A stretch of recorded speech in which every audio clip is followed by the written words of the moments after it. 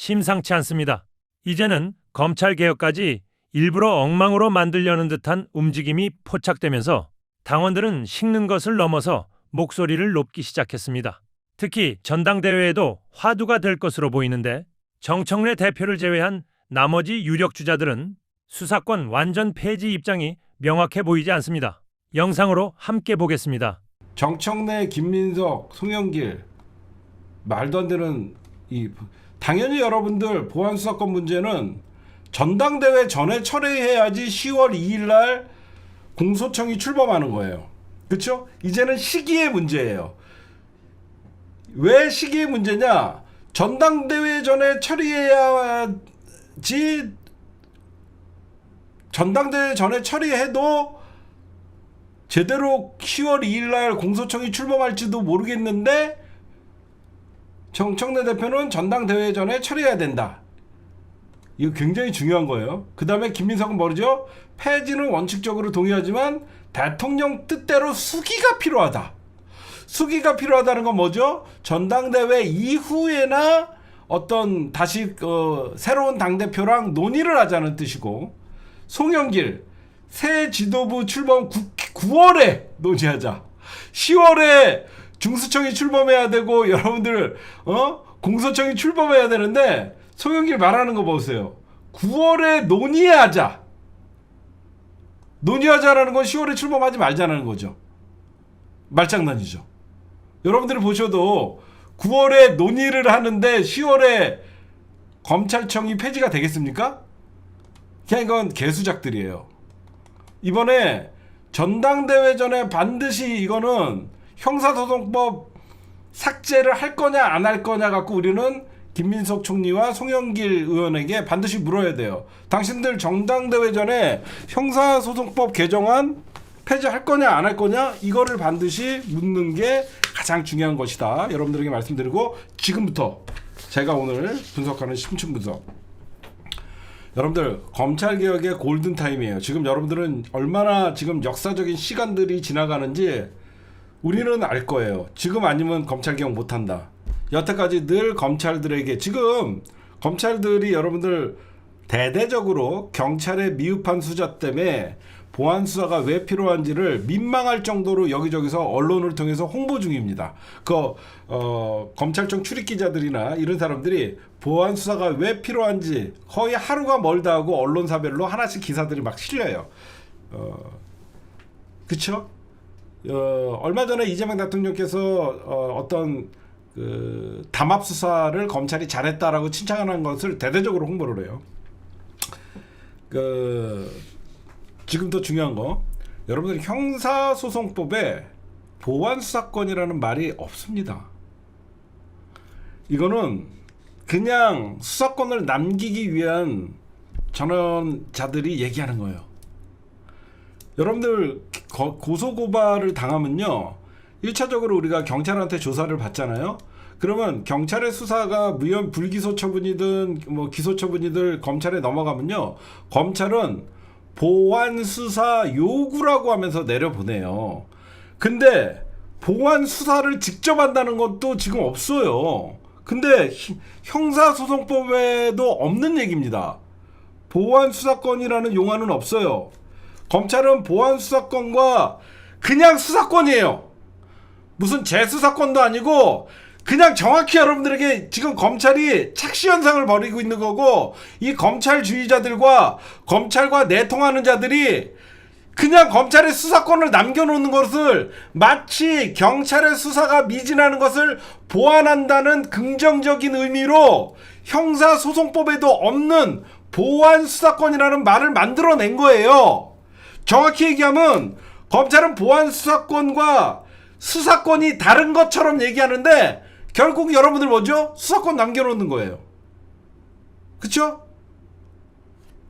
보안 수사권이랑 수사권이랑 뭐가 달라요? 검찰이 수사를 할 수 있게끔 그 권한을 유지시킨다는 거예요.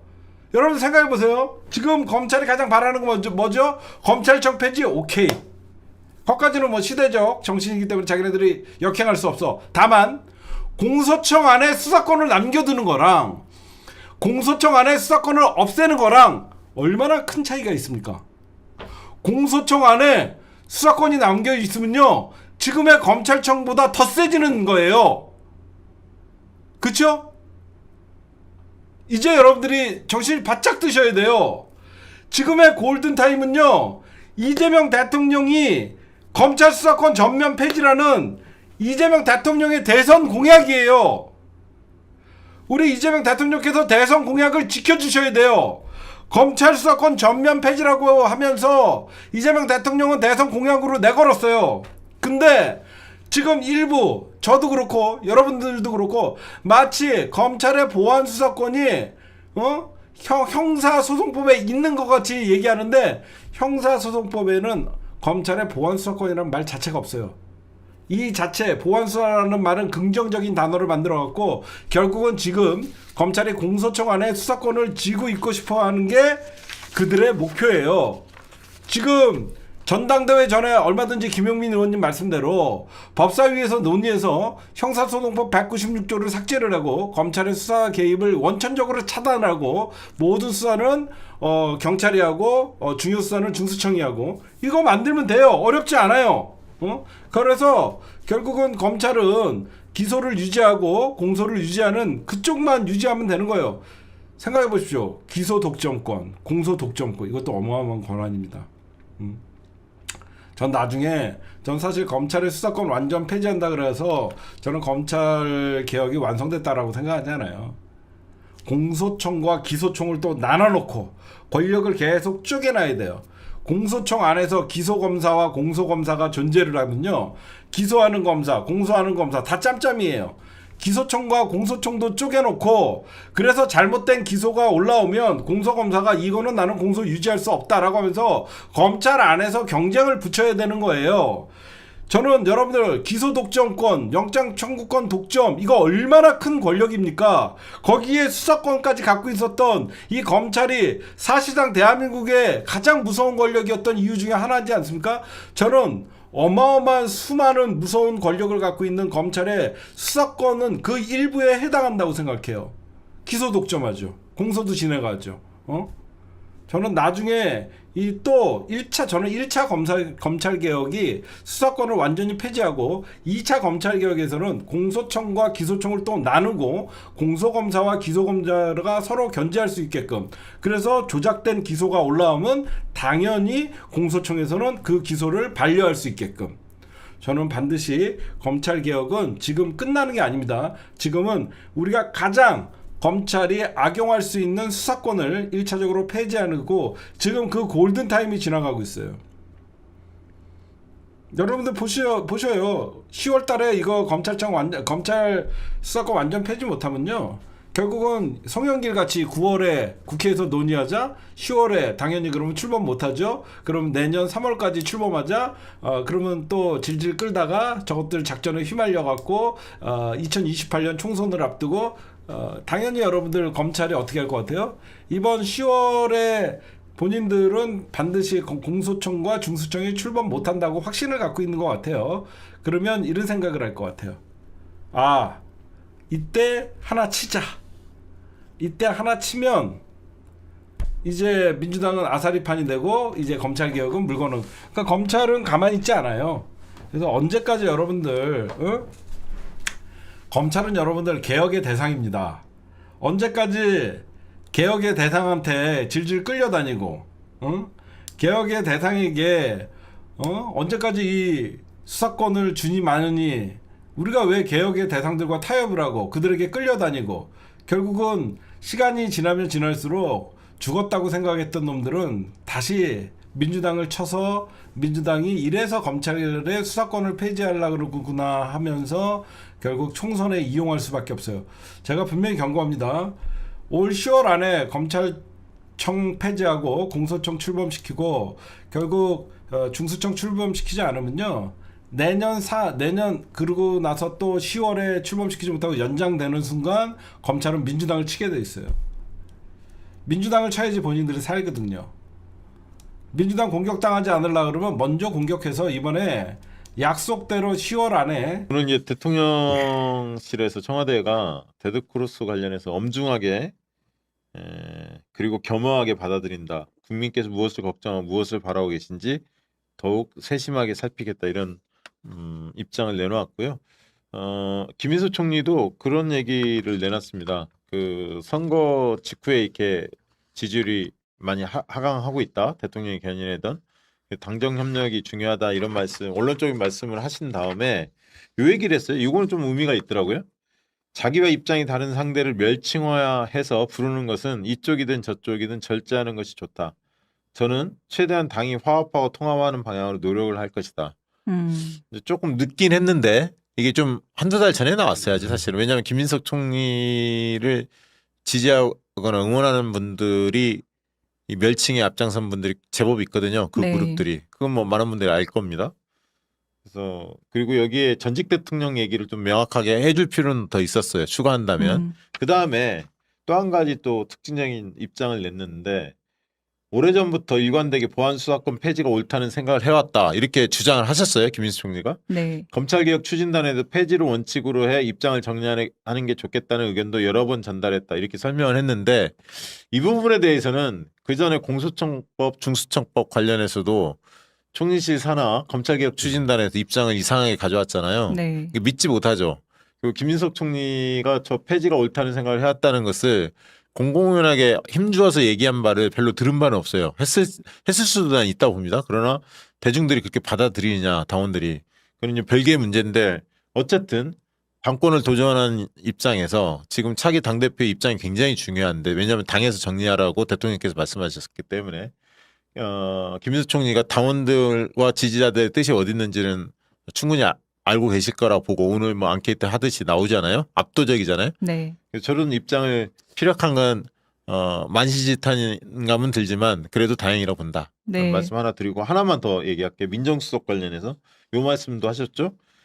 이미 대통령이 국정의 중심을 잡은 상황에서 정치검찰의 권력남용 자행 가능성은 없다. 이렇게 언급했는데 저는 이거는 좀 납득하기 어렵습니다. 그리고 검찰청의 공소청 전환 등을 위해 검찰 내부를 잘 아는 경험자가 이 업무를 진행하는 게 낫겠다는 대통령의 판단도 작동했을 것이다. 이번에 한찬씩 그 민정수석 기용과 관련해서 입장을 내신 것 같아요. 네. 근데 이 부분에 대해서는 다른 의견을 가진 분들도 많이 계실 것 같아요. 저렇게 큰 문제 아닐 거다, 뭐 잘 될 거다라고 좀 낙관적으로 설명을 주셨는데 지지자들 반응은 그게 다른 것 같거든요. 네. 이현 과장님이 좀 한번 살펴봤죠? 어때요? 네. 분위기가?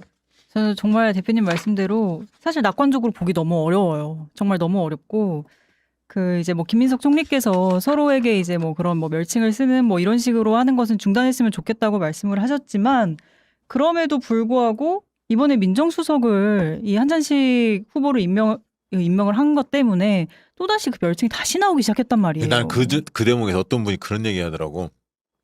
아까 경쟁하라고 그랬잖아요. 전쟁하지 말라고. 네. 근데 전쟁하라는 그런 이 한차씩 민정수석 저 기용하다 보니까 경쟁이 네. 안 되고 전쟁의 국면으로 접어드는 거 아니냐. 네. 사람들 심정이 참 이런 게 참 어려워요. 네. 솔직히. 대통령이 여러 뜻이 있어서 인사를 기용했을 텐데 저게 당원들과 지지층들이 받아들이기에는 너무 좀 힘들잖아요. 네, 그렇죠. 납득이 잘 안 되잖아요, 사실은. 네. 제가 이 당원들 그리고 민주당 지지층의 여론을 쭉 좀 보니까 이 분위기에서의 이 핵심 키워드가 지금 거의 뭐 친명 대 친문이에요. 핵심 키워드가 친명 대 친문이 이제 계속 키워드로 부상을 하고 아니 근데 있고. 이게 왜 친명과 친문의 문제입니까? 나는 그거는 누군가 프레임을 잡고 있는지는 모르겠지만 그러면 네. 친명 지지자들은 이 한찬식 민정수석 기용에 대해 다 찬성한다는 건가요? 아니 그러니까 대통령의 인사권을 존중하자 이거는 그것대로 존중을 해야지만 그게 옳으냐 그르냐에 대한 갑론을박은 지지층 당원들 얼마든지 할 수 있는 거거든요. 그렇잖아요. 네네. 대통령 인사권을 존중하면서도 대통령도 여러 가지를 고민해서 예를 들면 검찰이 힘이 떨어졌을 테니까 내부의 반발들을 좀 무마하려면 검찰 내부를 잘하는 사람이 오히려 필요하다 이런 생각 가질 수도 있겠죠. 네네. 아니면 뭐 검찰과 뭔 일이 있었는지는 모르겠어요. 근데 객관적으로 그냥 이 사람이 살았던 것만 본다면 김현장 출신이고 김현장에 대한 우리 지지자들 당원들 어떤 감정인지 다 알잖아요. 김현장의 네. 파워가 얼마나 센지. 그러다가 문재인 정부 때 뭐 블랙리스트 네. 그 수사했던 네네. 환경부 블랙리스트. 장본인이기도 하고 네. 블랙리스트. 그 다음에 그 장인이 최병년 아니에요? 한나라당. 네네. 옛날 노무현 대통령 탄핵을 주도했던. 네. 그러니까 이런 것만을 보면 아니 여러 인사가 있을 수도 있을 텐데 검찰 출신의 인사 중에 하필이면 왜 한찬식이지?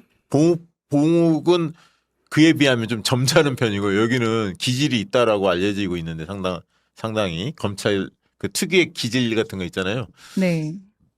그래서 당원들도 어떤 의도지? 잘 모르겠다는 것 같아요. 이번에 대통령의 인사 참사가 좀 정점을 찍었다 이런 이야기를 하는 좀 글들이 있었어요. 그래서 이재명 정부의 인사가 이제 윤석열 졸개들에 대한 좀 보훈 인사가 되고 있는 건 아니냐라는 그런 우려 지점과 함께 이번이 정점이다. 근데 뭐 한찬식뿐만 아니라 이번에 그 연합뉴스에서 역대 최악이라고 평가를 받았던 인물인 사람을 이제 홍보수석으로 데리고 왔는데 성기용. 예, 언론 개혁도 안 할 거냐라는 말들까지 나오기 시작을 하는 거죠.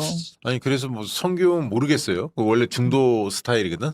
근데 모르겠어요. 연합뉴스에 또 워낙 개판을 많이 짰기 때문에 여러 가지 네. 감정이 있을 것 같은데 어쨌든 한찬식 민정수석 기용에 대해 당내 분위기는 어떻습니까? 일단 뭐 이제 아까 말씀하신 그 내부를 아는 사람이니까 또 현재 남아 있는 그런 두 기관 공소청 그리고 중대범죄수사청을 구성하는 이런 실무 작업을 잘할 수 있을 것이다라는 인사 문제나 여러 가지. 예. 뭐 이런 발표를 일단 뭐 저희는 이제 대체로는 수용을 하고요. 뭐 그런 게 필요할 수 있다.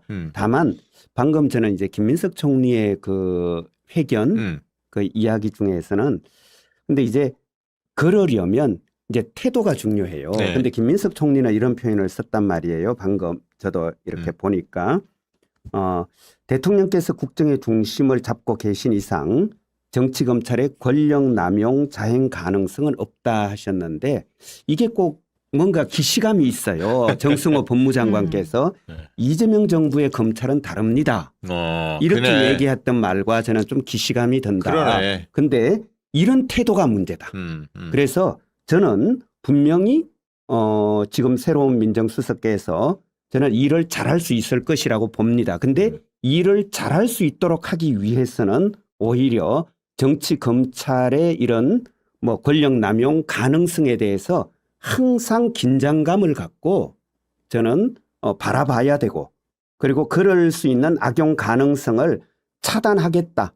정말 요만큼의 빈틈도 남겨놓지 않겠다라는 자세를 적어도 국무총리는 갖고 있어야 되고 물론 대통령께서는 저는 갖고 계실 거라고 이제 믿음은 있는데요.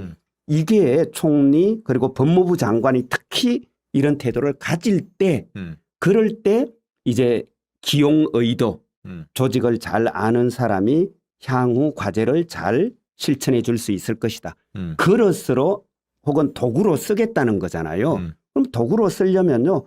도구를 쓸 사람들의 이런 자세가 중요한데 저는 그런 면에서 총리께서 이런 인식을 갖고 있다면 저는 그건 좀 갑자기 불안감이 확 든다. 이런 생각이고요. 예. 그리고 또 하나는 아까 총리께서 저는 오래전부터 일관되게 보안수사권 폐지라는 입장을 갖고 있다라고 하니까 갑자기 또 철렁해요. 왜냐하면 오래전부터 일관되게 그런 입장을 갖고 계셨는데 그럼 왜 지난번에 총리실 TF에서는 무슨 이원화된 우리 기억 다 하고 있잖아요. 그 얘기는 총리의 말빨 안 먹혔다는 얘기잖아요. 수사사법관 제도 뭐 전문수사관 제도로 이원화하고 뭐 중수청이 수사할 때 저 공소청에 미리 저 통보해야 되고 그때 우리 난리 났지 않습니까? 그렇죠. 그럼 왜 그건 방치했던가? 그렇게 오래전부터 이 오래전이 설마 그러니까 그 이후는 아닐 거잖아. 이 부분은 지난 봄에 있었는데. 그러니까 당원들이 잘 알고 계시니까 만약에 그러니까. 당권 도전하면 평가를 받겠죠. 그래서 저는 오히려 이랬으면 저는 믿음이 갔다는 거예요. 사실 나는 보안수사권을 두자는 생각이 강했다. 그런데 당원들과 소통해보고 그리고 또 당원들 우리 지지자들 그리고 국민들의 의견을 들어보니 그렇겠구나 해서 내가 이번에 생각을 바꿨다. 차라리 이렇게 얘기하셨으면 저는 믿음이 갔을 것 같아요. 그렇지.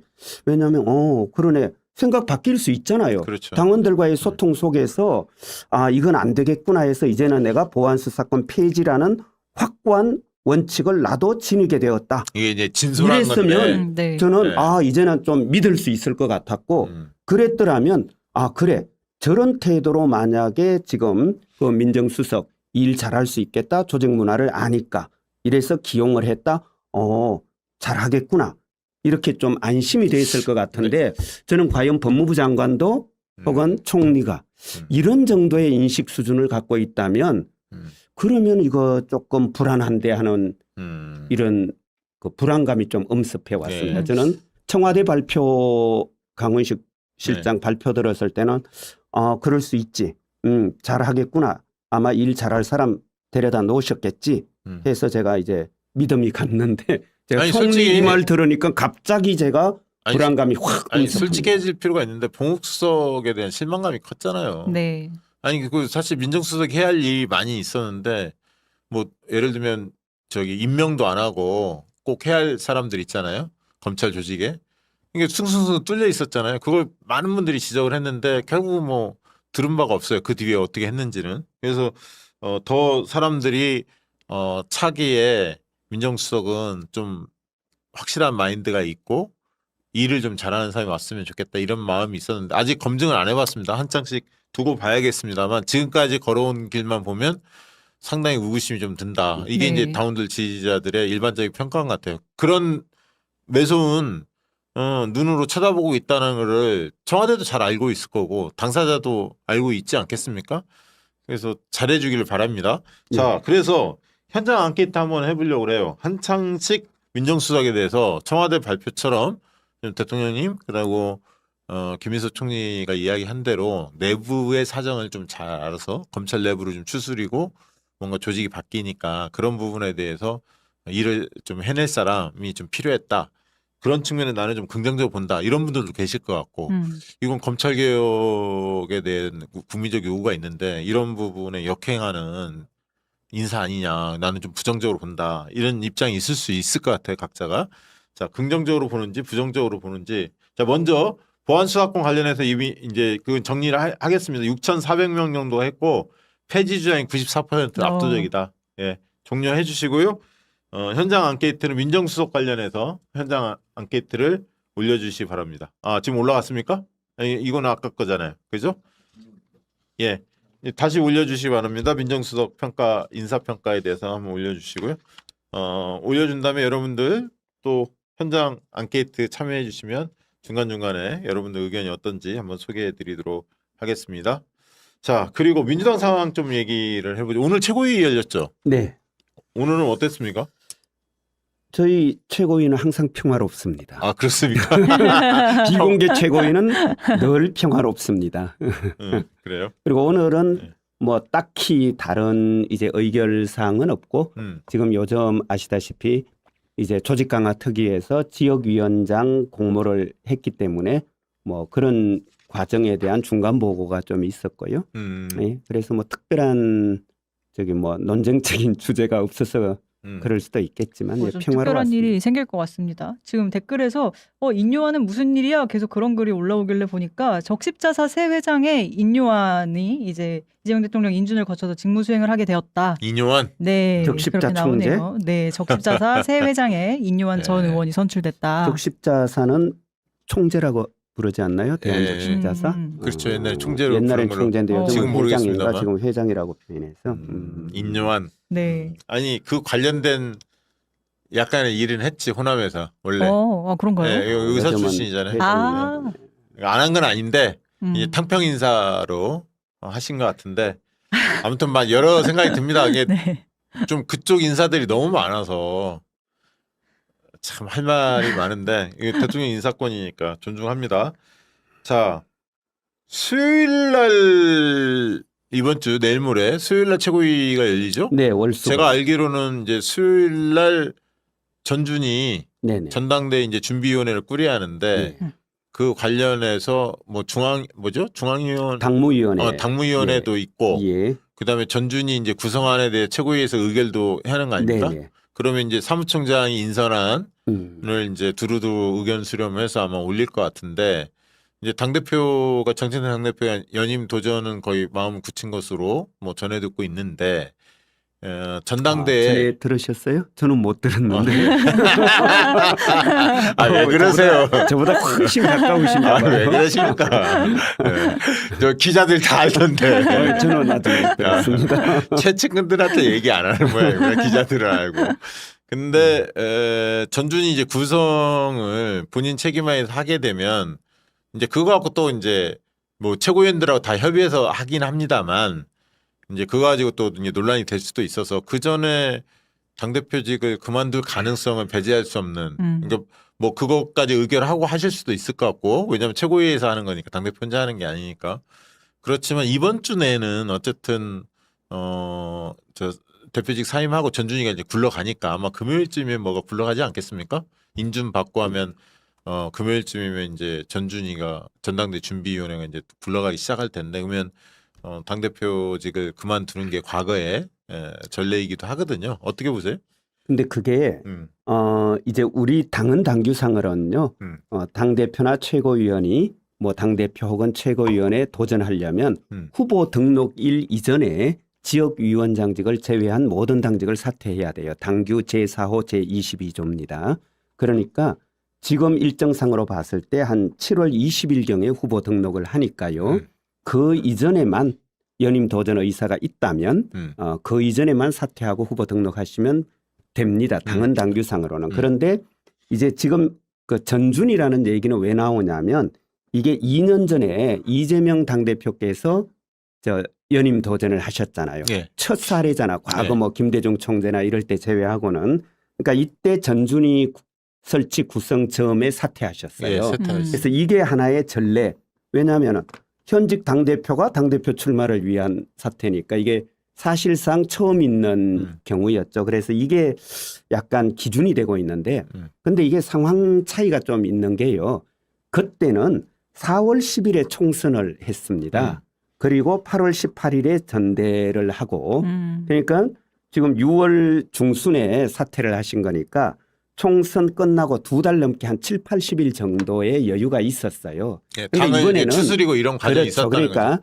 총선을 마무리하고 그리고 일상적 당무로 충분히 복귀해서 안정된 상태에서 사퇴를 하셨는데 지금은 6월 3일에 지방선거를 했어요. 근데 지방선거는 아시다시피 총선에 비해서 훨씬 규모가 큰 선거입니다. 뭐 공천만 2천 명 넘게 했던 이런 선거니까요. 그리고 6월 3일 날 지금 선거 끝나고 지금 6월 중순이면 아시다시피 현재 20일도 채 안 됐습니다. 그러니까 아직 선거 뒷정리도 제대로 안 된 상태이고 지금 보시다시피 조강특위 같은 거 이제 막 구성해서 지금 뭐 중간 그냥 실사 정도 된 상태이고 그러니까 지금 일상적 당무로 아직 복귀가 안 된 상태입니다. 그래서 저는 2년 전 상황을 그대로 대입하기에는 저는 사실은 좀 무리가 있다. 그래서 물론 이게 이제 권한대행 체제로 가수화해도 되지 않느냐 하지만 우리가 늘 하는 얘기지만 권한대행 체제가 갖는 그 한계라는 게 명백히 있습니다. 그렇기 때문에 저 생각에는 이건 제 개인적인 의견인데 만약 저희 입장에서는요. 뭐 아직 정청래 대표께서 연임 도전 의사를 밝히지 않았기 때문에 제가 뭐라 할 수 없는데 설령 연임에 도전하시더라도 저는 사퇴 시점이 저 2년 전 그 전준이 즈음일 필요는 없지 않느냐. 꼭 거기에 구속될 필요는 없지 않은가. 그래서 현재 이 지방선거 관련된 아주 대표적인 걸로는요. 당선자들의 대회 그다음에 지방선거에 열심히 일했던 사람들에 대한 아직 저 포상 표창 같은 것도 아직 못 나갔어요. 그럼 이거 저도 받아봐서 하는데 총선 끝나거나 이럴 때 그 공천하고 했던 대표 명의로 나가는 게 좋지 권한대행 명의로 사실 표창장 받으면 좀 기분이 그렇거든요. 그래서 솔직히 이런 일들이 하나도 정리가 안 됐는데 이거 그냥 다 스탑하고 당대표 도전한다고 이제 선거운동 하겠다고 사퇴하는 게 맞느냐 또 이런 고민도 있어요. 아니, 그 충분히 이해가 되고요. 그런 고민이 한 측면에서 분명히 있을 것 같고 또 한 측면에서는 어쨌든 객관적인 상황들 있잖아요. 그러니까 연임을 도전하려고 하면 그 마음을 굳혔다고 만약에 한다면 그러면 일부에서 제기되는 약간 형평성 이런 등등에 대한 논란거리를 그걸 없애고 기득권이 없는 상태 속에서 도전하시는 것이 정청래답다 이런 생각도 들거든요, 솔직히. 그러니까- 왜냐하면 시간이 끌면 끌수록 엄청나게 그 프레임으로 이제 때릴 거예요. 연임 도전이 있으면 빨리 그만두셔야지 이게 뭐 말이 됩니까? 중립적으로 관리해야지. 이제 이 프레임 가지고 계속 물론이죠. 때릴 거거든.